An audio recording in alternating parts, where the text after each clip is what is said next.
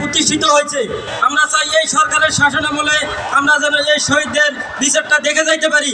কিন্তু যেভাবে বিচারের গতি আগেছে এবং রাজনৈতিক দলগুলো যেভাবে নির্বাচনের জন্য চাপ দিচ্ছে, এভাবে চলতে থাকলে 5 বছরেও তো আমাদের বিচার শেষ করতে পারবে না অন্তর্বর্তীকালীন সরকার। আমরা অন্তর্বর্তীকালীন সরকারের কাছে আমাদের জোরালো দাবি, আমাদের এই শহীদ ভাইদের যেন বিচার দ্রুত সময়ের মধ্যে নিষ্পত্তি করা হয়।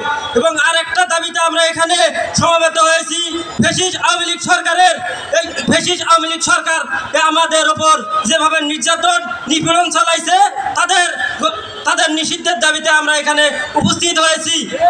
তারা সব সময় নিজেদের একটা দাবি করে আসছে, তারা নাকি 1971 সালের এই স্বাধীনতার নেতৃত্ব দানকারী দল। স্বাধীনতা কি দেশে কি এই জন্য হয়েছিল?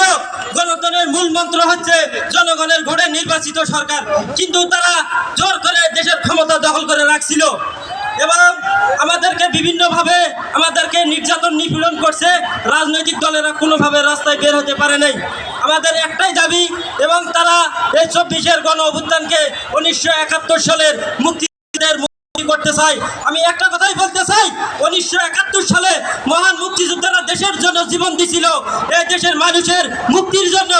এবং 24-এর গণ অভ্যুত্থানে এই আমাদের ভাইয়েরা, আমাদের সন্তানেরা জীবন দিয়ে 1971 সালের মুক্তিযোদ্ধাদের জীবনের আত্মত্যাগকে আবার পুনরুদ্ধার করছে।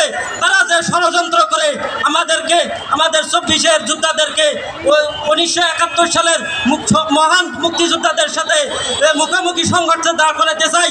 যারা মুক্তিযোদ্ধা শহীদ ফ্যামিলির সদস্য আছেন, তাদের কাছে আমার একটাই দাবি, 1971 সালের যারা যোদ্ধা ছিল এবং 24-এর গণ অভ্যুত্থানের যোদ্ধারা সকলেই এক কাতারের সৈনিক। এটা আপনারা আমাদেরকে ভুল বুঝবেন না। 1924 সালের শহীদদেরকে এবং আওয়ামী লীগের দোসরেরা এবং ফেসবুকে বিভিন্নভাবে প্রচারণা চালায় যে আমরা 24 সালের এই রাজাকারের নাতিপুতিরা দেশের রাষ্ট্রীয় ক্ষমতা দখল করছে। এটা আমরা তীব্রভাবে প্রত্যাখ্যান করি এবং একটা রাজনৈতিক দলকে নিষিদ্ধ করার জন্য যেগুলো কারণ আওয়ামী লীগের মধ্যে থাকা প্রয়োজন শক্তি আছে।